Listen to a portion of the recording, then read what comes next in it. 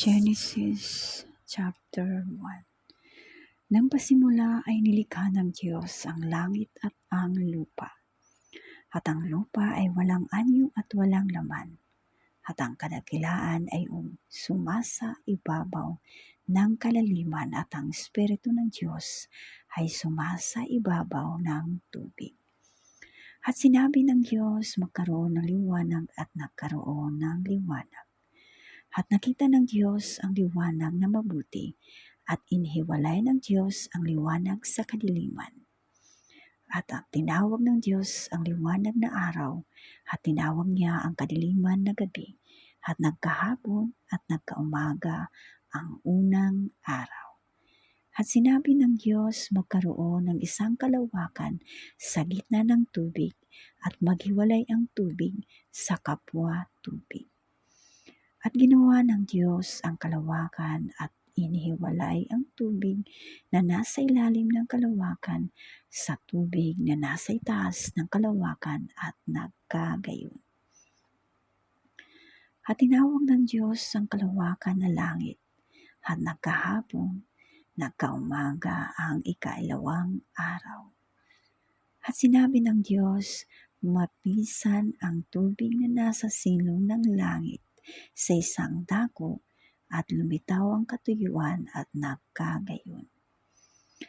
At tinawag ng Diyos ang katuyuan na lupa at ang kapisanan ng tubig ay tinawag niyang mga dagat at nakita ng Diyos na mabuti. At sinabi ng Diyos, simulan ang lupa ng damo, pananim na nagkakabinhi at punong kahoy na namumunga ayon sa kanyang pagkakahoy na taglay ang kanyang binhi sa ibabaw ng lupa at nagkagayon.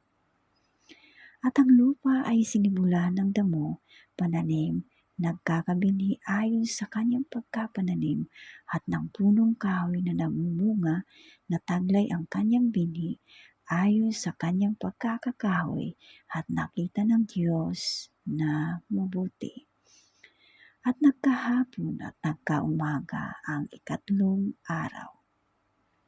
At sinabi ng Diyos, magkaroon ng mga tanglaw sa kalawakan ng langit upang maghiwalay ng araw-gabi, ng araw sa gabi at maging pinakatanda at pinakabahagi ng panahon ng mga araw at ng mga taon. At maging pinakatanglaw sa kalawakan ng langit upang tumanglaw sa ibabaw ng lupa at nagkagayon. At nilikha ng Diyos ang 2 malaking tanglaw. Ang malaking tanglaw ay upang mapuno sa araw at ang maliit na tanglaw ay upang mapuno sa gabi. Nilikha rin niya ang mga bituin.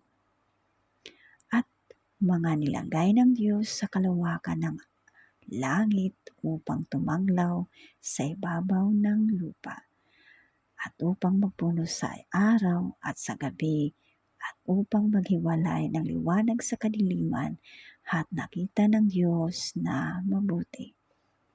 At nagkahapon at nagkaumaga ang ika-4 na araw.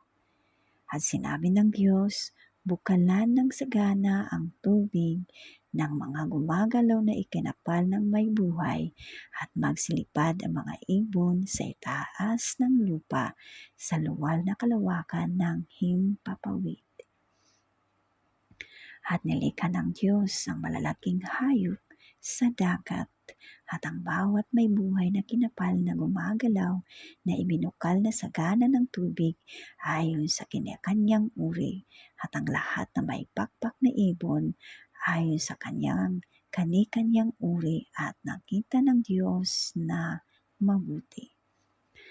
At mga binasbasa ng Diyos na sinabi, kayo'y magpalaanakin at magpakarami at ang inyong punuin ang tubig sa mga dagat at magpakarami ang mga ibon sa lupa. At nagkahapon at nagkaumaga ang ika-5 araw. At sinabi ng Diyos, bukalan ang lupa ng mga may buhay na ikinapal ayon sa kanya-kanyang uri ng hayop at ng mga kinapal na umuusad at ng mga ganid sa lupa ayon sa kanya-kanyang uri at nagkagayon. At nilikha ng Diyos ang ganid sa lupa ayon sa kanyang uri, at ang hayop ayon sa kanyang uri, at ang bawat umuusad sa ibabaw ng lupa ayon sa kanya-kanyang uri, at nakita ng Diyos na mabuti.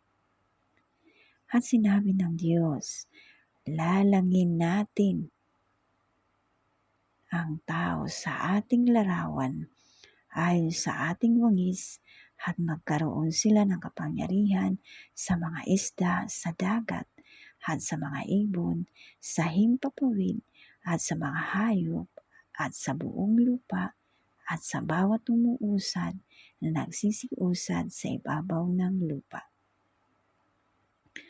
At nilalang ng Diyos ang tao ayon sa kanyang sariling larawan. Ayon sa larawan ng Diyos, siya'y nilalang niya sila na lalaki at babae.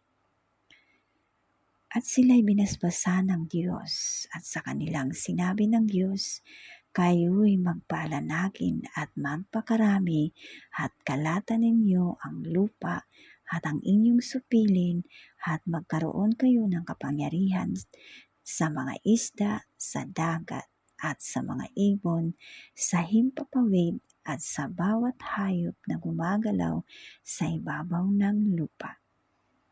At sinabi ng Diyos, narito, ibinigay ko sa inyo ang bawat pananim na nagkakabinhi na nasa ibabaw ng balat ng lupa, at ang bawat punong kahoy na may bunga ng punong kahoy na nagkakabinhi sa inyong magiging pagkain. At sa bawat hayop sa lupa at sa bawat ibon sa himpapawid at sa bawat na nagsisiusad sa ibabaw ng lupa na may buhay, ay ibinigay ko ang lahat ng pananim na sariwa na pinakapagkain at nagkagayon.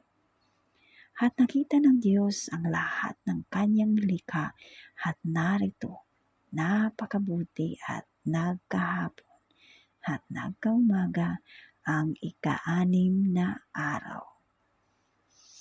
Wow! Magandang mga iginawa ng Panginoon sa unang pagtatala ng mga tao ayon sa kasulatan ng Biblia, na unang kasulatan na unang ginawa ng Panginoon ay ito. Kaya kayo makinig sa mga aking ilalahad ng kwento ng ating Biblia. Naway pakinggan niyo po ang aking mensahe ayon sa Panginoon. Patnubayan po kayo ng Panginoon.